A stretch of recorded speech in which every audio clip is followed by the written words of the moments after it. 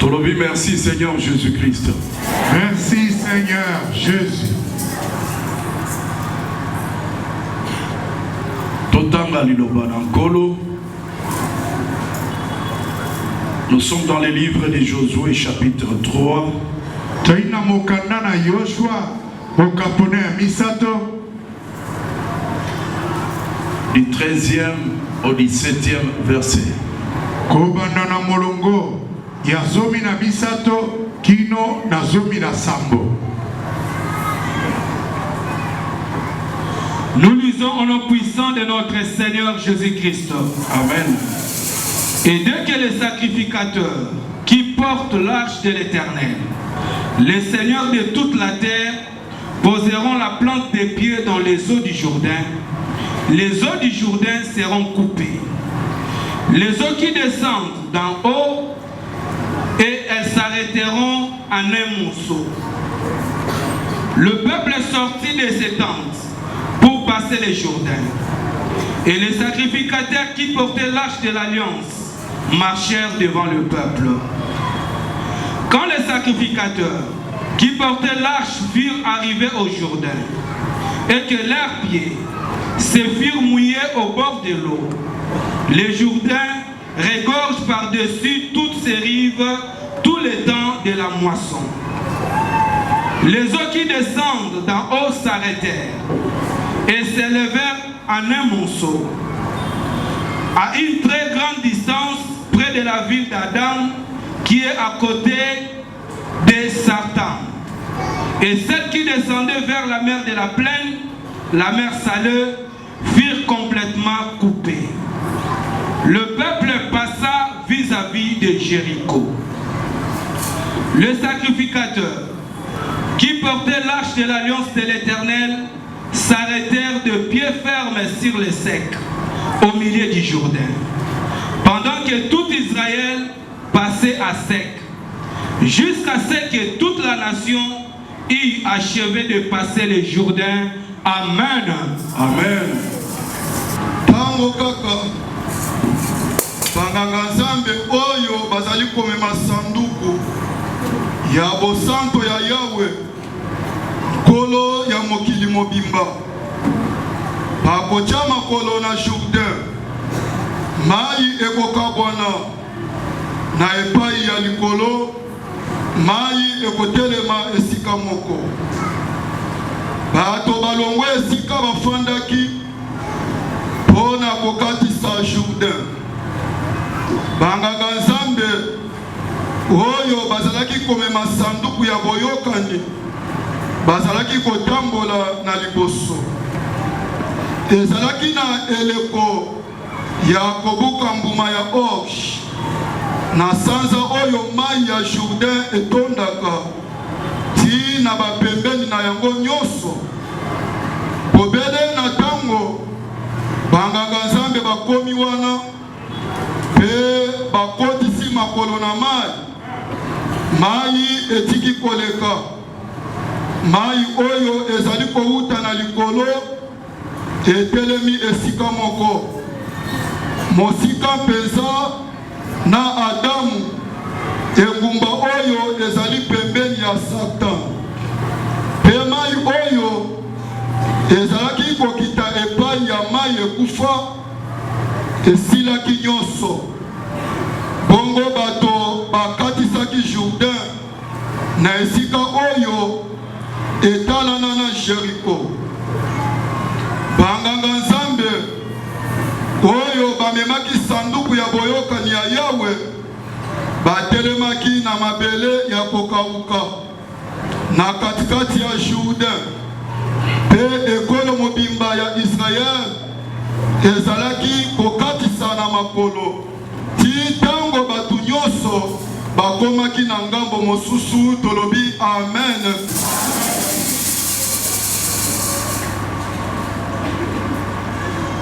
Beta lisusu maboko pona mokonzi mungu.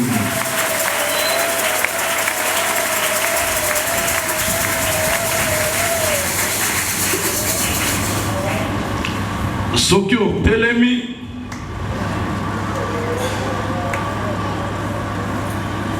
na bitumba oyo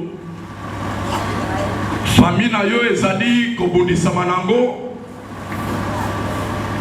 soki otelemi bokokatisa bitumba, c'est-à-dire bokolonga bokokende na ngambo oyo yawe nzambe abombeli bino kimia. Amen. Sunga biso toloba amen ya bien. Amen. Soki yo telemi te famille na bino bana na yo ata bina yo moko bokotikala kaka na pasi, alors que possibilité epesameli biso ya boye ete totelema nzambe azokotela biso mpo tokatisa. Amen. Tozala nini? Tokatisa.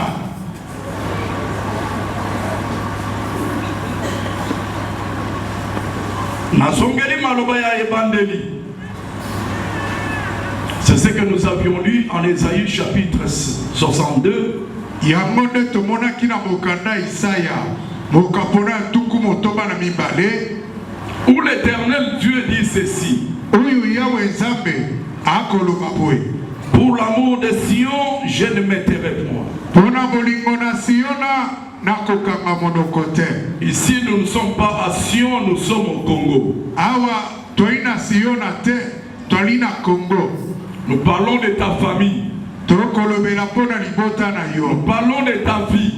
Tokoloba pona bomoi na yo. Pour l'amour du Congo, je ne me tairai point. Pona bolingo ya Congo nakokanga monoko te. Pour l'amour de ta famille, je ne prendrai point de repos. Pona bolingo ya libota na yo nakopema te. Jusqu'à ce que son salut paraisse Kino lobiko ne komonana comme l'aurore, lokola kotana ya tongo, et sa délivrance comme un flambeau qui s'allume. kokambola mana ye lokola flambo ekopela moto. C'est l'Éternel Dieu qui parle. Ezali yawe nzambe nda koloba. L'Éternel Dieu nous aime. Yawe alingi biso. Il ne veut pas se taire. Alingi kokanga monoko te. Il va continuer à parler. Akokoba koloba. L'Éternel utilisera tous les moyens possibles jusqu'à ce que tu entendes sa voix, jusqu'à ce que tu comprennes sa volonté, jusqu'à ce que tu la mettes en pratique. Yawa kosalela banzela nyonso kino okoyoka mongongo na ye, kino okotia liloba na ye na misala. Il dit, Akoloba à cause de son amour pour toi, natina na bolingo na ye pona yo, il a décidé de ne pas se taire. azwi mokano ya kokanga monoko te. C'est pourquoi tu continues à avoir des révélations par des songes, par des prophéties, par tous les moyens possibles. Yango kokoba na kozwa bimoniseli na bandoto na bavision na lolenge. L'Éternel te parle. Yawe akosolola na yo. Il te montre son amour. Akolakiso bolingo na ye. Il ne veut pas se taire. Alingi kokanga monoko te. Parce que Dieu a choisi de sauver son peuple par le moyen de la communication de sa parole. Pete Yawe azwi mokano ya kobikisa libota na ye na nzela ya bopesi to bolobi liloba na ye. C'est pas pour rien que vous êtes venus nombreux ce matin. Ezali pamba te oboye ebele na tongo na Et lelo. aussi c'est pas pour rien qu'il nous charge de vous parler. Ezali pamba pete oya kopesa biso mokumba ya kolobela bino. Il ne veut pas se taire. Alingi kokanga monoko te. Il t'adresse sa parole. Akoye biso liloba na ye. Parce qu'en entendant la parole, Pete na koyoka liloba. tu obtiens la foi. Oli kozwa kondima. Car la foi vient de ce qu'on entend. Pete kondima eutaka na omoto akoyoka. Et ce qu'on entend, c'est la parole du Seigneur Jésus-Christ. Oyo moto akoyoka eza liloba ya kolo Yesu. Par sa parole, il nous donne la vie. Na nzela liloba na ye akopesa bomoi. Par sa parole, il libère. Na liloba na ye akokangola. Il bénit. Akopambola. Il guérit. Akobikisa. Il fait du bien. Akosala bolamu. Il accorde toutes les faveurs. Alikopesa toko memangolu nyonso. Il ne veut pas se donner du repos. Alingi jusqu'à ce que ta délivrance s'allume comme un flambeau. Kino na boye ete kokambola mana yo epela lokola flambeau ya moto. Kokangola manayo epela lokola moto. Délivrance ya libota na yo epela lokola nini moto. Beta maboko lobo ete epela. Epela. Tatola yango loba epela. Epela. Me yo zo beta maboko te to bandela epela. Epela. Siko tomboma omona ete bitumba oyo ozokanisa ete eza ya yo moko wana eza ya yo te. Amen. Bitumba na yo eza bitumba na biso. Amen. Bitumba na biso ezala pe bitumba na yo. Amen. Dans ce sens-là, okoyoka ete pasi ya moko na moko ekokoma pasi ya ekolo mobimba. Amen. Sunga biso toloba amen. Amen. Bakisa biso amen ya bien. Amen.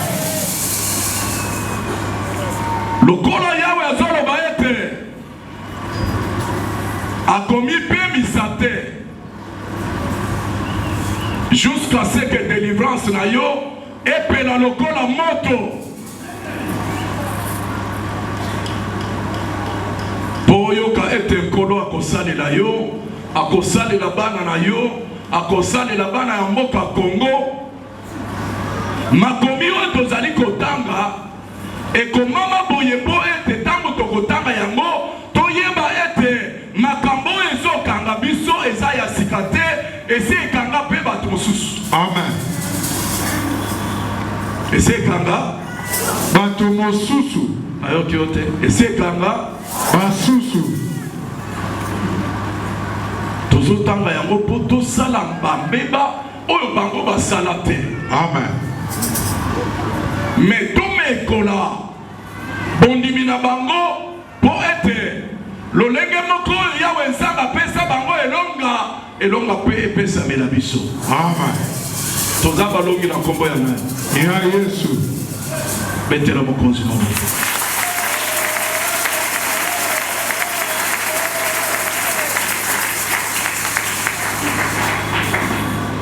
Je ne sais pas vous parler de ma famille.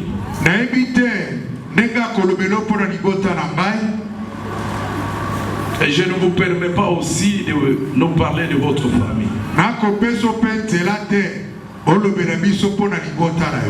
Une seule chose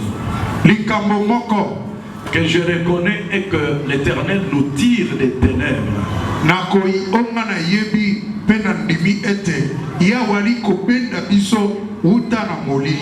Pour ceux qui ont otuna koko na bino ou bien otuni bao bazana bakoko na bango na bomo botuna bakoko bao basi bakufela bakoko botuna ata baboti botuna baboti ete yonde papa yonde mama yebisanga yo papa nanga yo mama nanga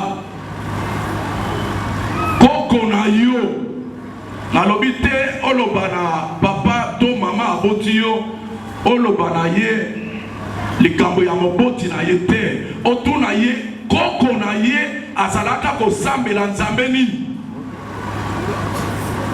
Siko yo moko zo mutuna wana omituna yo moko lisusu omipesa réponse. Koko na yo azalaki kosambela nzambe nini. Soki koko na bino asambela nzambe ya solo te yeba ete botekama kote bouti wana bouti na molili libaku malamu epa na yo tokutani na Yesu Kristo. Amen. Et il est écrit dans la Bible que il n'y a plus de condamnation pour ceux qui sont en Jésus-Christ.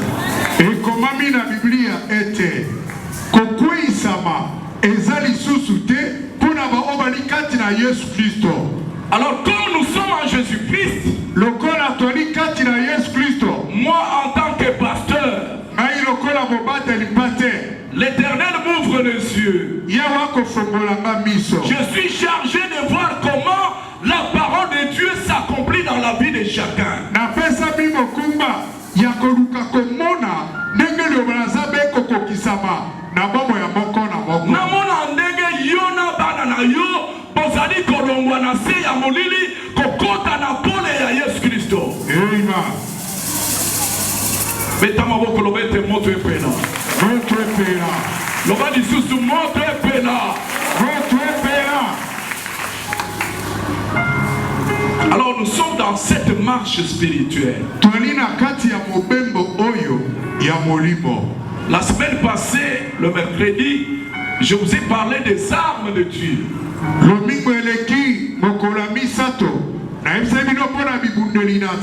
Le peuple que Dieu a choisi. Le peuple qui porte les promesses de Dieu.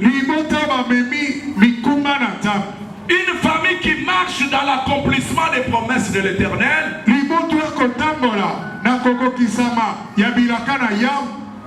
Vous devenez des ennemis sans cause. Des ennemis de ceux qui ne veulent pas du bonheur. Justement parce que l'Éternel vous a appelé, il vous a choisi, il vous a béni. Il vous fait partir de vos malheurs pour vous faire entrer dans votre bonheur.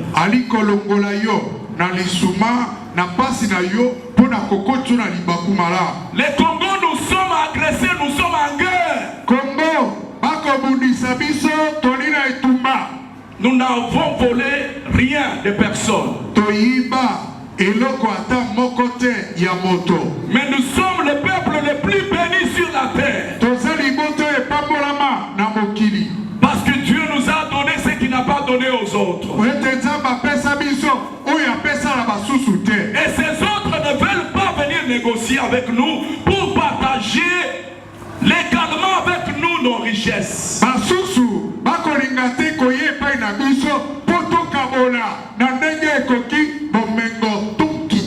Ils sont décidés de nous envahir, de nous massacrer, de nous éliminer, de nous effacer, de prendre par force quelques portions de nos terres. Ce qui on a noyo qui m'a motema na yo etomboka miso na yo efongwa maoyo ka ete munguna koki kobotola yo eloko te.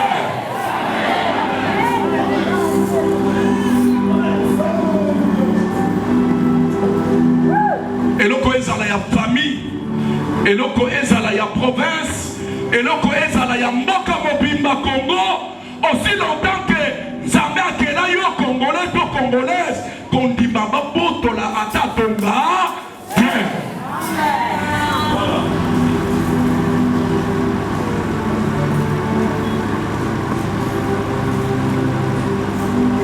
Dieu nous aime, d'accord? À cause de son amour, nous faisons l'objet de toutes les agressions du monde.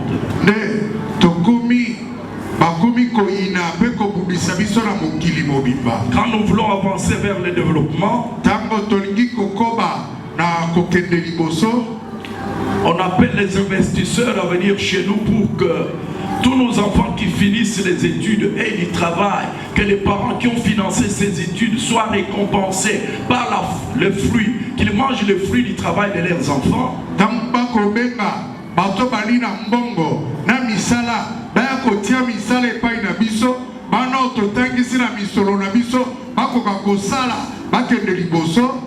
Alors la guerre commence. Pourtant, nous sommes un peuple qui prie. Est-ce que l'Éternel ne voit pas tout ça? L'Éternel voit ça. Il est question que toi tu t'élèves, que tu prennes les armes de Dieu, que tu marches, que tu combattes le bon combat de la foi pour garder ce que Dieu t'a donné. Ce qui est délimité, ce qui est bonité, ce qui est la capacité. apongi ndenge olala wana yeba ete okotika bana na bana ya bana na yo kati na pasi me pasi wana biso tondimi yango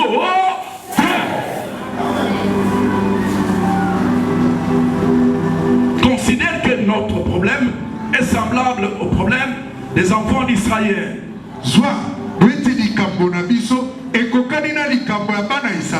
Ils ont quitté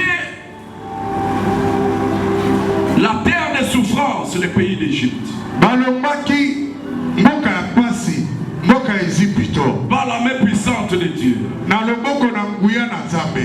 Ils veulent entrer dans la terre promise, là où coule le lait et le miel.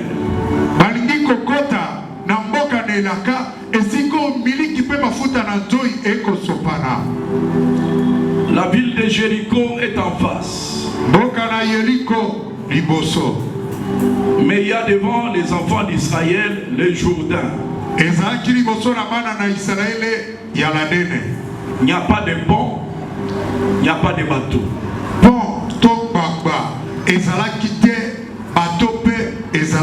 Ils sont obligés de traverser pour entrer en possession de la terre promise.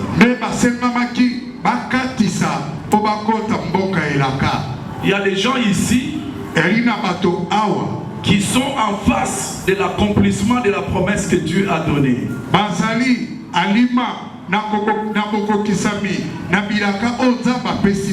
Ce qui opusani pembeni ya accomplissement to boko kisami ya elaka kokitisa maboko te yeba ete bibaka ekotele mela yo po okota te banguna bakoyela yo po bazangisa yo soki otelemi pe obundi te bakozangisa yo. Amen.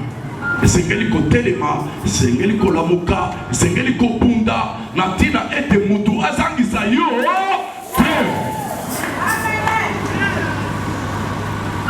Voilà ce qui leur arrive. Ils sont là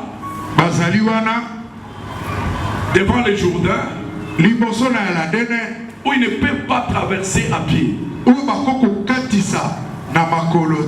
Mais qu'est-ce que l'Éternel utilise comme arme?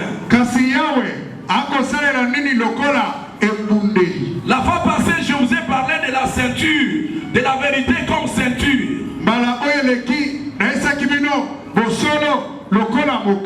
Je vous ai parlé de l'antiballe, de la cuirasse, la justice comme la cuirasse qui nous protège.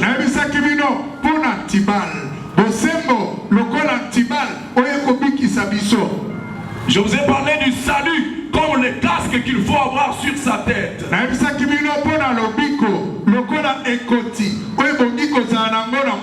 Je vous ai parlé du zèle que donne l'évangile. Donc il faut avoir les ailes comme souliers à nos pieds.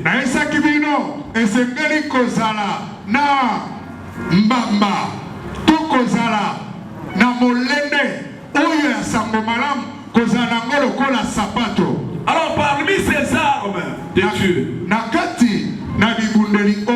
il y a les casques sur la terre, il y a la ceinture autour des reins, il y a les souliers aux pieds et il y a la cuirasse qui protège la poitrine ou le dos. Mais tout ça c'est pour se défendre. Ezali na ekoti, yali bende na moto, ezali na mokaba, na loketo, sapato na makolo, na eloko lati liboso na tolo pe na mokongo, nyonso wana ezali pona kobattre la biso na itumba. Là c'est pour empêcher les armes de l'ennemi jetées par l'ennemi de t'atteindre. Wana ezali pona kozangisa bibundeli ya monguna oya kobwaka ekota esimba yote. Mais il y a l'arme la plus importante. Kasi ezali ne bundeli ya motuya. L'arme offensive. Munduki ya kobunda nango. Qui te permet d'attaquer l'ennemi. Oyi kopeso nzela. C'est l'épée qui est la parole de Dieu. Eza mopanga oyo ezali liloba na za. La parole que je vous prêche. Liloba na kote ya bino. La parole qui vous a été adressée dans votre sommeil. Liloba obabisa ki una pongina yo. La prophétie que vous avez entendue. Masakoli oyo yoka. C'est l'épée qu'on vous a donnée. Eza mopanga oba pesi yo. Pour vous permettre d'attaquer l'ennemi quand il approche. Pour la kopeso nzela. Yakobundisa monguna soki apusani. Mais il ne faut pas seulement attendre que l'ennemi approche. Ne esengeli te koze kozela kaka monguna pusa. Il y a l'ennemi qui attaque à distance. Eza na monguna oya kobundisa na mosika avec l'épée ou la machette. Na mopanga to na epasola. C'est quand l'ennemi vous approche Tinga tinga soki monguna pusani que vous pouvez utiliser votre épée. wana koko salela mopanga. Mais il y a des ennemis qui nous attaquent depuis nos villages. Eza na monguna bakobundisa biso uta na mboka. Il y en a qui nous attaquent depuis leur pays. Eza na bakobundisa biso uta mboka na bango. Il y a les dominations, il y a les autorités, il y a les principautés dans les lieux célestes que nous ne voyons même pas. Ezali na bokunzi, ezali na bankumu, ezali na bokonzi oba kobundisa biso na mapata na bipepe. Quelle est l'arme qu'il faut utiliser? Munduki nini esengeli kosalela? L'arme la plus puissante ebundeli na nguya qui va au loin, ekokende mosika qui sait attaquer l'ennemi depuis son fief. oyebi kobundisa monguna uta na kana ye. C'est la parole de la prière. Eza liloba ya mabondeli. Quand tu pries, Mokobondela même si tu ne vois personne, atomoni moto te. mais quand tu pries, Mokobondela la puissance de la prière. oyebi kobalusa ngambo ya monguna. Beta maboko lobaba panzano. Rapanzana Lobaba kasi bapanzano. rapanzana Belela na piko. Yeswa.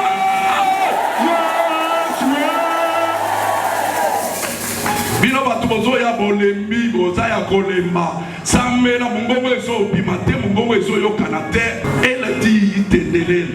belela osambela Lupina lui dit le fikatoni ku village. mongongo ekomaka kino na mboka. Mais quand on nous Yeswa.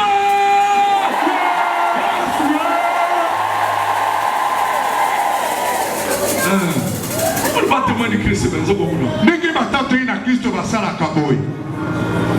On va tout fièvre tous tout beaucoup que ça toi tout angala. oyoki bafevre nyonso ekunzaki yo etikeli esika. Nous avons la prière. toza na libondeli Il faut apprendre à prier.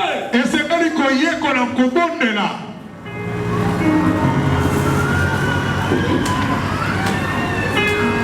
Mais il y a beaucoup d'armes, il y a la prière, il y a la chanson, il y a la marche. ezali na bibundeli ebele. libondeli ezali loyembo ezali mpe kotambola. C'est ce que nous voyons dans ce que nous avons lu. yango nde tokomona na oyo toyekolaki. Le peuple d'Israël, le peuple de Dieu, est devant le Jourdain. libota na israele libota na nzambe baza liboso ya yaladene. Ils utilisent quelle arme? bakosalela ebundeli nini? Ils ont la parole, baza na liloba symbolisée par l'arche de l'alliance. yango ekomonana na nzela na sanduku na kondimana. Cette caisse en bois où il y avait les tables de la loi, où il y avait la manne et les bâtons de Moïse. sanduku oyo ya mabaya oyo ezalaki na mesa ya mibeko na man na lingenda ya lona ya mose. C'était une caisse en bois là ezalaki mwa sanduku ya mabaya que les sacrificateurs portaient sur les épaules. oyo banganga nzambe andeki komema na mapeka. En leur temps, on considérait que leur Dieu, c'est-à-dire leur Bible, leur parole, était dans la caisse là. na ntango na bango bandaki kozwa yango ya bango bibilia ya bango liloba eyaki na sanduku wana. Comme nous aussi chrétiens, nous considérons que la parole qui nous donne la vie est écrite dans ces livres. lokola biso bakristo twali kozwa boye te liloba ekopesa biso bomo ekomami na biblia oyo. Ils sont devant le Jourdain. baza liboso ya mai ya yaladene. Comme tu es devant la maladie qui t'empêche. lokola oza liboso ya bokono ekozangisa yo. La fois passée, j'ai parlé avec l'une de mes filles. Avec l'une de mes filles. mbaleleki nandai kosolola na moko na bana na ngai ya mwasi. Une fille malade. mwana na ngai moko akobela. Elle m'avait parlé de son fiancé qui était quelque part dans un pays voisin. ayebisaki ngai mpo na mobali na ye oyo asololaki lisolo ya libala ayaki pembeni na mboka mopaya. Je lui ai dit, mais ma fille, je ne vois pas les beaux kilos. nayebisi ye mwana na ngai ya mwasi nakomona bokilo te. Tu m'avais dit qu'à mon retour de l'Europe, on va verser la note, mais je ne vois pas le monsieur.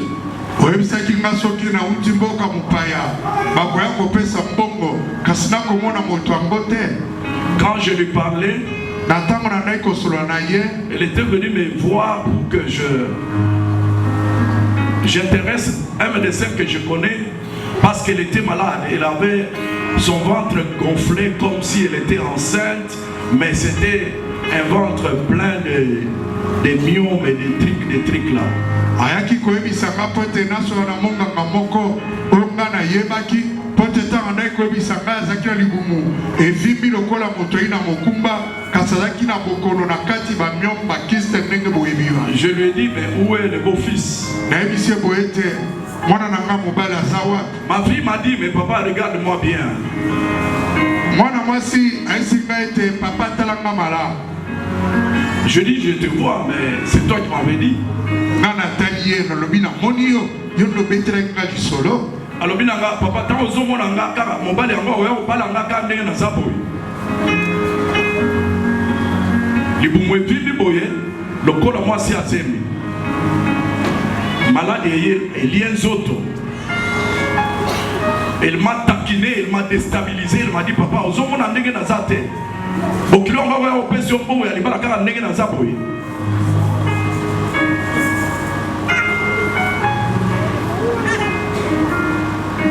Qu'est-ce que je veux dire par là? C'est que la maladie devient un obstacle au mariage.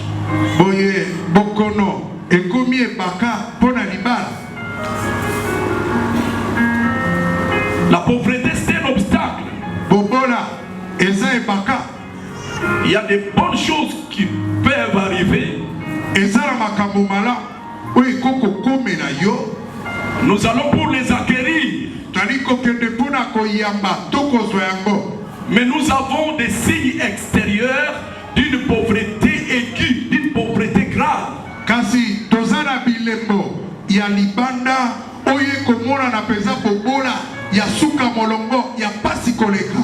y a un beau bureau. Tu as les capacités d'occuper ce bureau-là. Tu vas pour passer l'interview, mais tu portes sur toi des signes extérieurs d'une pauvreté indescriptible.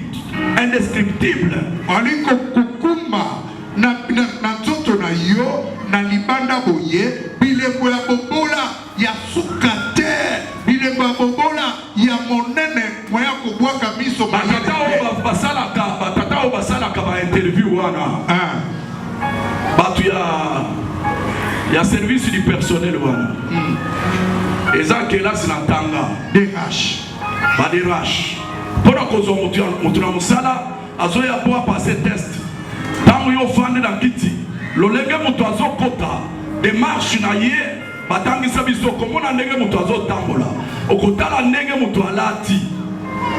Le lenge a commis fan de la kiti. Tant que vous tournez mituna, le lenge a koyanola. Nega ko bana ko beta miso na ko yanola na mituna nyoso wana batali sabiso ete et ko kiko permettre ete o tirer conclusion ko landisa makambo mutu akoloba po ozwaye na musala. Mais lorsque les signes extérieurs de la pauvreté qui reflètent une crise indescriptible sont graves, ce qui dit les mots yalibanda oyekola kisabobola oyezangandelo elekindelo. Mais tu peux rater le poste.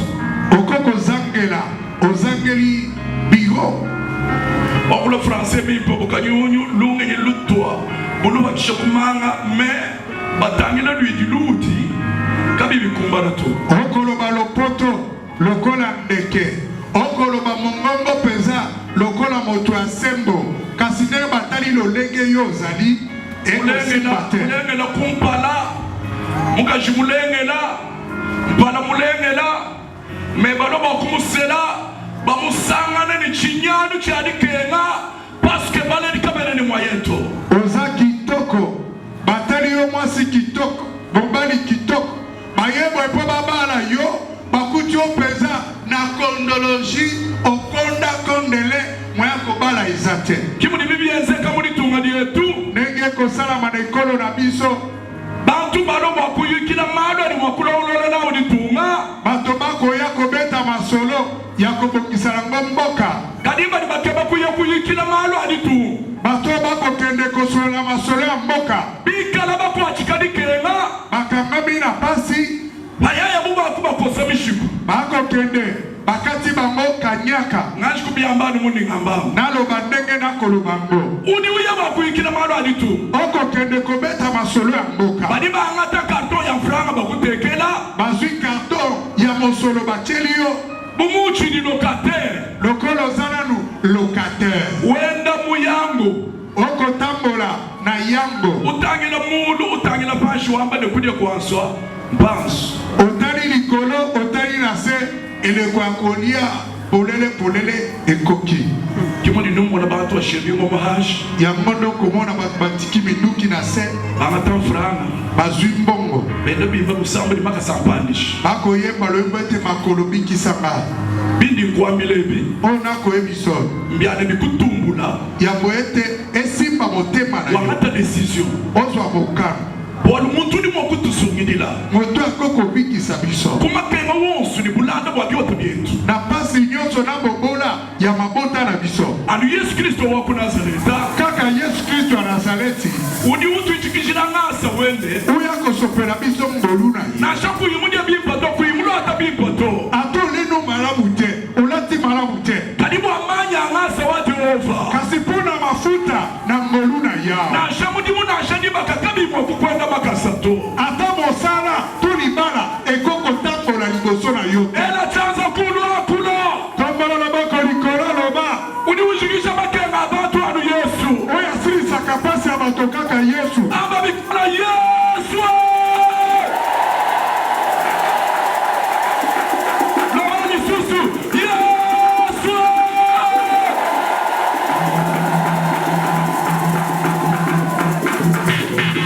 Weka mkoko loba Yesu.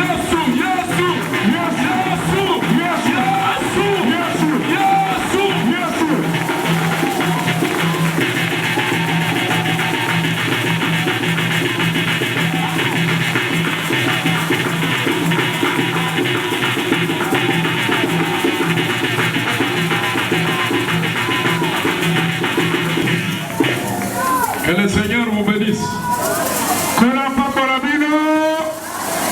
Téléja. Yoka. Ningamba wa Yesu. Nakolo babona Yesu.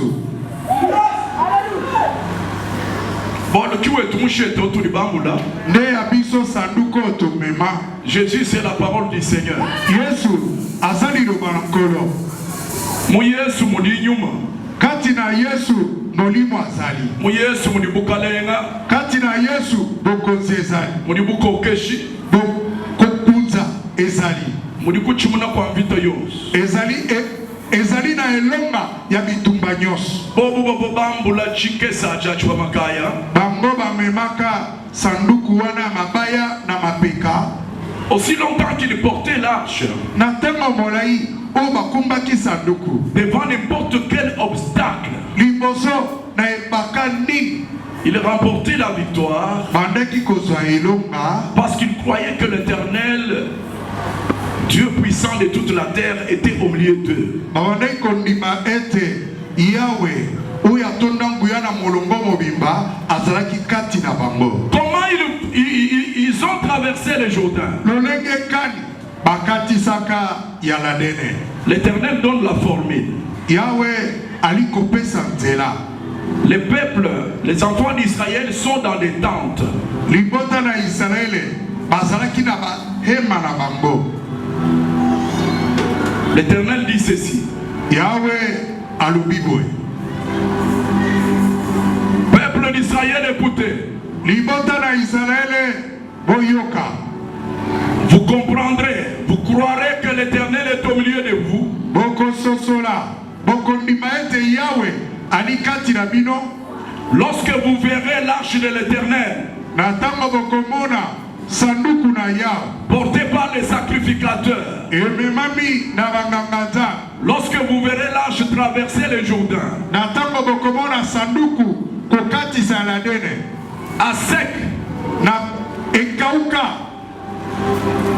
quand les sacrificateurs qui portent l'arche de l'alliance de l'Éternel vont traverser ce Jourdain à sec, na ntango banganga nzambe oyo bamemi sanduku na yao bakokatisa Eladene oyo mabele akokauka. peuple d'Israël, Libota na Israeli soyez rassurés bosukisama que l'Éternel va chasser au devant de vous yawa akobengana liboso na bino tous les peuples ennemis qui occupent la terre, mabota nyonso banguna oyo bavandi na mabele, les Cananéens, bato na Kanana, les Jébusiens, bayebusi, les Hétites, baetite, les Amoréens, bamoreya, tous ces peuples-là qui occupent la terre promise, mabota nyonso wana babai na mboka na elaka. vous serez sûr que vous allez les chasser Bokosukisama ete bokobengana bango quand vous verrez l'arche de l'Éternel traverser les Jourdains à sec. na ntango bokomona sanduku na Yawe ekokatisa Eladene mabele akokauka. L'Éternel dit ceci: Yawe alobi boye, à vous les sacrificateurs, na bino banganga nzambe, porteurs de l'arche de l'alliance, bakumbi sanduku na kondimana, vous devez avancer.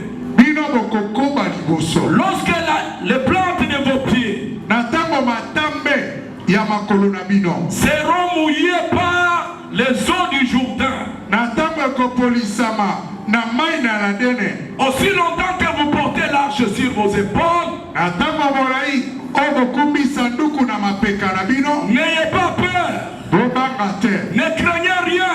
bolenga te. Il suffit seulement que les eaux du Jourdain mouillent vos pieds. Likambo ezali kaka mai ya Eladene epolisa makolo na bino, Les pieds de votre corps, matambe makolo ya nzoto na bino, porteurs de l'arche de l'alliance, bakumbi sanduku ya kondimana, vos pieds ont la puissance matambe na bino de chasser les eaux du Jourdain ya kobengana mai ya Eladene à cause de l'arche de l'alliance qui est sur vos épaules. na ntina ya sanduku ya kondimana oyo eza na mapeka na bino. Mais eloko ezokamisanga alobi yango bien sanduku yango ezalaki ya mabaya. Ya mabaya, Sunganga sanduku ya nini? ya mabaya, Biloko ezalaki kuna ezalaki mabanga o Moïse azwaki na ngomba ya Sinaï bipai wapi nkolo akomaki mibeko. Ezalaki na man, ezalaki na lingenda ya Aaron oyo ebimisaki fololo malo nzambe makambo na za likombo diuma muchimuma oye patulanto nzete kauka, lingenda kokauka ebimisi fololo. nzambe ya mukusungula Nzambe soki aponi yo na shungwe muma chonchoncho ata yo kauki mbembele, uli upatulantoma okobimisa mwa bakasa ya sika, uli upwama mamuma okobota mbuma, bali bakuseka abo bakema bonso baye bakoseko bakokamwa. lobayete Yesu Yesu kali chilumbu chindi ngamba likambo nakoloba jamakasa abakwidi ya matambe to makolo ya banganga nzambe. badi bamba semakasa abakwidi umalenga mai alobi ete ntango makolo ya banganga nzambe soki esimbi mai kapusha na mima na to mai ekotikala kotelema te. mai ya musulu wa Jourdain aliyokoseka mai ya mosolo ya Eladene aliyanyema ekokima. bakwidi badi mubambaba Banganga nzambe tokoloba bavano bamufami wa Alona bazali kaka ya libota ya Lona, nelanga ya Alona mbotama na Lona wano bakwidi buvano bwa fami po ete bonganga ezalaki ya kadi libota. kacha Yesu walwa Kasi wuta Yesu aya mu apocalypse badi bamba se na emoniseli bakoloba tu as racheté pour Dieu osombela Nzambe les gens de toutes nations, bato ya mikolo de nyonso, toutes tribus, ya mikolo monoko de toutes nyonso, langues, ya monoko nyonso par ton sang, na makila na yo. tu les as rachetés pour Dieu. Osiko osombela bango Nzambe, Tu as fait d'eux okomisi bango des sacrificateurs. banganga Nzambe. Lobayete Yesu Yesu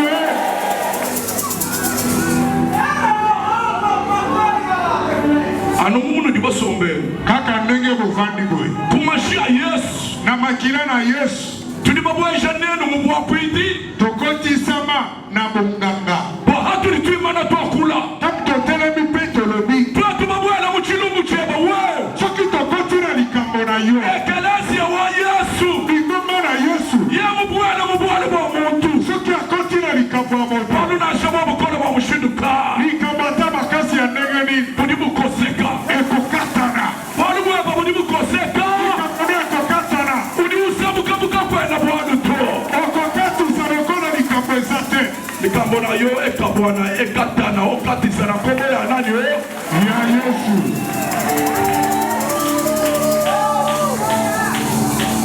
Nde makambo balobi na profesi awa. Na yoki profesi elobi ete mama moko aza na zepu ye na mobali na ye nzambe apamboli bango mwana aza na libumu ya mama me babongisi ete mokolo ya kobota bozonga ndako maboko pamba bozolela kasi bapesi recommandation epai na yo papa bayebisi yo mama mokumbi nzembe ete bokutana na nganga nzambe bosolola. Mais le pasteur dont on parle n'est pas gynécologue. Mobateli pato bakoloba wana asala mosala ya mingango etali makambo ya basi te. Le pasteur n'est pas gynécologue. Pasteur aza gynécologue te. Kachini mwa kweze bwana hadi pasteur uyikinisha tatu ni mama. Mwana kayi mwa kufoto nchini. Oyi koko sana ete tamu pasteur akosolisa tata na mama mwana kufa te ezali nini? Bokwidi. Bonganga. Bukola wa bokwidi.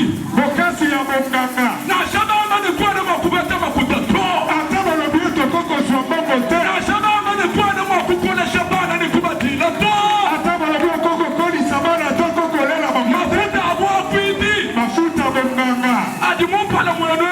Oza likolo na bino. Adi akalasi upwana mubolo bwepo. Oligomba koti na likambo na yo. Chilumbu cheba na shacha mulawu. Likambo na yo ata elakelimabe. Na shachi short. Ata lisuma. Chidi chikoseka mutire na Yesu wa Nazareti. Ekokatana na kombo na Yesu wa Nazareti. Nubayete ekatana. Ekatana. Toke yawe nzambe na bomo. Yawe nzambe na bomo. Toke yawe nzambe na bomo. Yawe nzambe na bomo. Mafuta upakolinga. Mafuta upakolinga. Mafuta upakolinga. Mafuta upakolinga. Oyebisi na ete. Oyebisi na ete.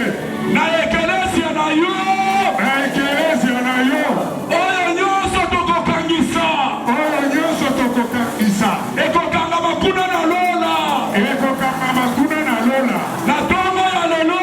Na tongo ya lelo. Bokono etikala te. Bokono etikala te. Bokono etikala te. Bokono etikala te. Ata molimo ya liwa. Ata molimo ya liwa. Oye kangelinga nzela. Oye kangelinga nzela. Na lingina zwa mbongo. Na lingina zwa mbongo. Bokono ezoboya. Bokono ezoboya. Na lingina bali sabana. Na lingina bali sabana. Pauvreté ezoboya. Pauvreté ezoboya. Na lingina sala musala. Na lingina sala musala. Masuma ezoboya. Masuma ezoboya. Yawe nzambe na bomo. Yawe nzambe na bomo. Tango na kotambola. Tango na kotambola. Tango na kobeta makolo na se. Tango na kobeta makolo na se. Lokola molobeli. Lokola molobeli. Pasi oyo ekabwana. Pasi oyo ekabwana. Mai oyo ekatana. Mai oyo ekatana. Mai ya pasi oyo ekabwana. Mai ya pasi oyo ekabwana. Loba nanu Yesu. Yesu. Yesu. Yesu. Nalingi nakatisa. Na lingina katisa. Kongo ekatisa. Kongo ekatisa. Tokota na kimia. Tokota na esengo. Tokota na esengo. Tokota na mapamboli. Tokota na mapamboli. Liwa ezoboya. Liwa ezoboya. Pasi ezoboya. Pasi ezoboya. Yawe nzambe na bomo. Yawe nzambe na bomo. Na beti makolo na se. Abeti makolo na se.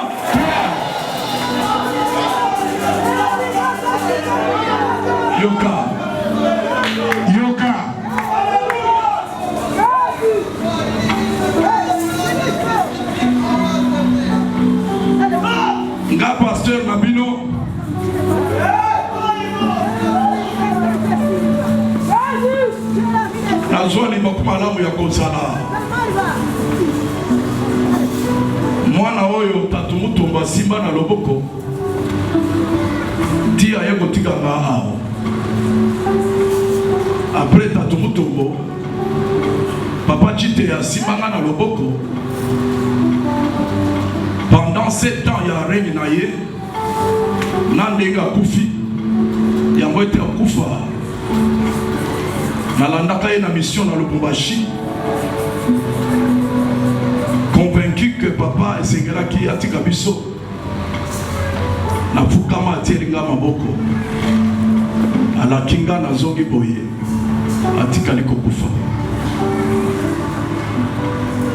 Depuis que papa François azana bokonzi parmi bana na ye ya mibali naza mwana moko oyo azili bakoma labo papa simbanga na loboko na règne na ye boyebi esika tianga na lingi na yebisa yo ete naza porteur na nzela ya bondimi na nga nayebi ete mpona kozwa bilaka oyo papa apesa na batata ya batemoin du Christ nga pasteur na bino nazondima ete soki eza na bato bakosimba bilaka nazala moko na bango ya liboso na kombo na Yesu. Toza na bilaka ebele ya kotombama ya eglise, koyebana na ya eglise kati na makambo minene oyo ekokanga mboka. Totuna bapasteur évêque na biso ya ville Kinshasa badinga souvent bakendaka epai na yo wana butubutu mpona kosenga intervention. Osambeli biso toyebi makasi ya eklezia na bino pendant que yo mutu oza kati na eklezia awa tosambela na yo mais pasi ezomata lokola mai ya Jourdain ezomata mpona kobangisa yo koyebisa yo ete ata osali ndenge nini okosimba bilaka te. Yoka mai ya Jourdain emataki elekaki ndelo ekendaki bipai na bipai mais formule ezalaki moko. Soki makolo ya balobeli ya bangangansa elobani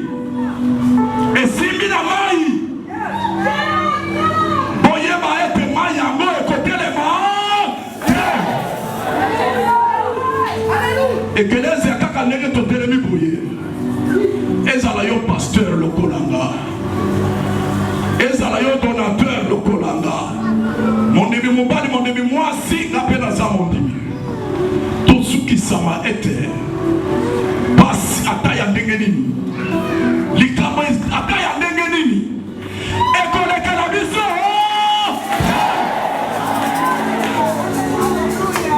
taka ndenge otelemi bwana soki na libota na bino moke neti na libota na ngai ya moke koleka soki bakangisa liloba oyo ekanga bato nyonso libaku malamu epai na biso toye kobotama na libota oyo ya monene tolingi tosambela moko na moko aluka elembo ya boyete na losambo oyo tozosambela na kobima maboko pamba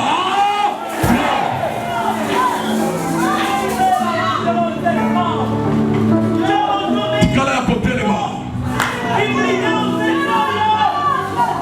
bayebisaki bango ete ntango mai ekokabwana bino babandi kokatisa chef de famille nyonso alokota libanga bisika mai ekabwani wana alokota libanga na kombo ya famille ata bambula nsima soki bana batuni mabango oyo eza ya nini otalisa bana ete ntango tobanda kokende mai ya jude ekangelaki biso nzela me nzambe na biso akabolaki yango tokatisaki makolo lokola elembo libanga oyo bozomona kaka ndenge totelemi boye moto oyo azalaki na mosala te kaka semene oyo toza nango moto oyo azalaki na mosala te azwa mosala na kombo ya nani fongola motema longola tembe yo moto okoti awa ozobela yeba ete bokono ezotikala wapi ayaya bokono na yo etikala wapi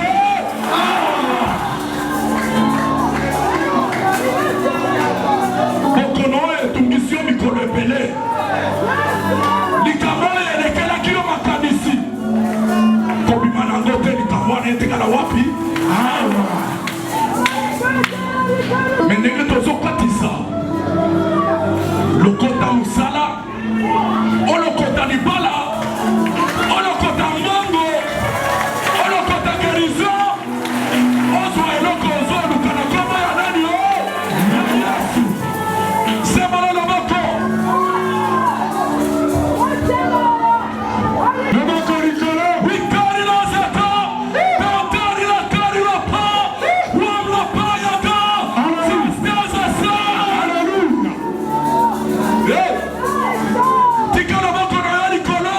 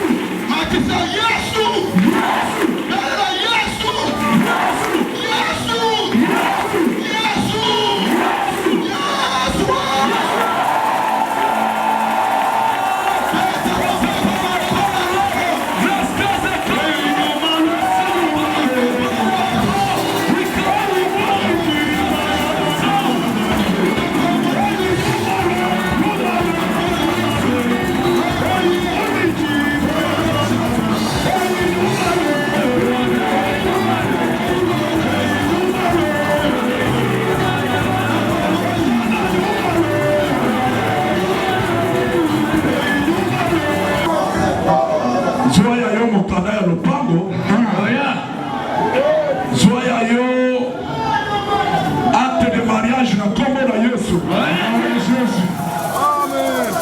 ozwa ya yo contrat ya mosala na kombo na Yesu. tofongoli mosala moto atikala nsima.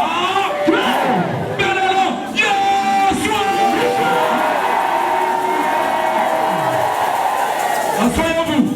Voilà.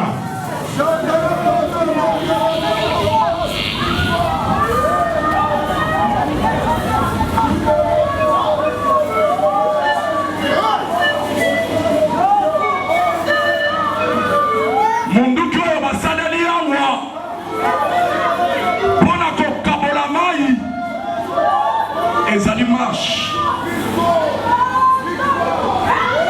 ezali kotambola. Papa mama ozotambola ndenge nini? Mosali na Nzambe ozotambola ndenge nini? Yeba ete lolenge ozali kotambola ekosala ete bibaka nyonso etika nzela na kombo ya nani o ya Yesu.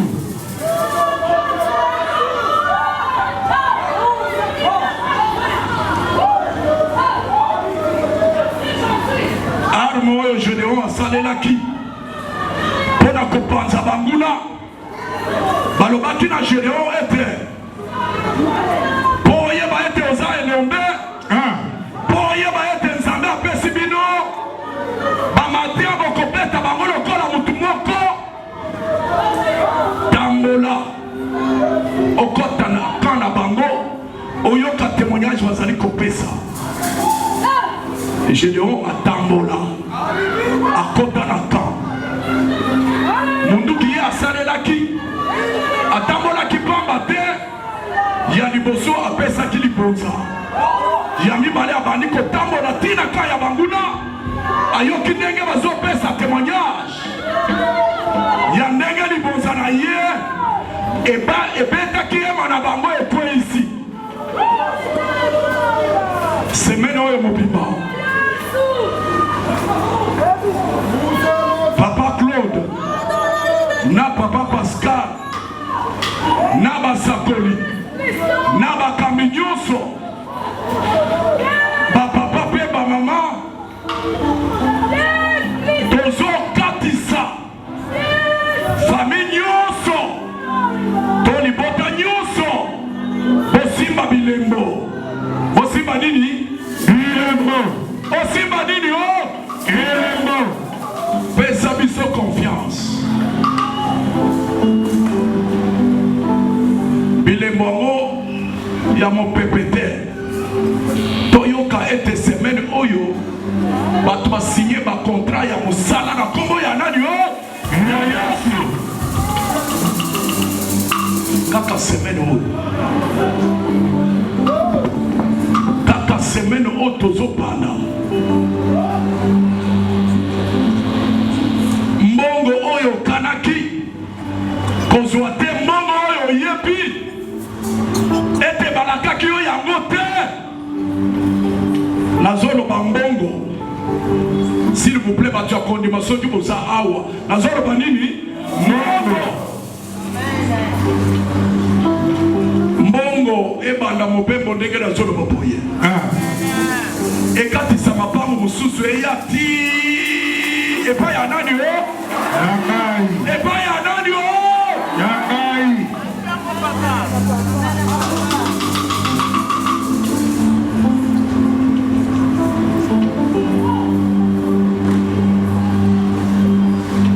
Zoni bonza na yo nga nazozwa yanga nsima ya loyembo bazopesa biso deja biloko yo kozwa semaine oyo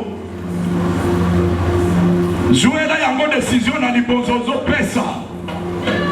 Pesa libonza na yo ya bien na kondima ozotatola ete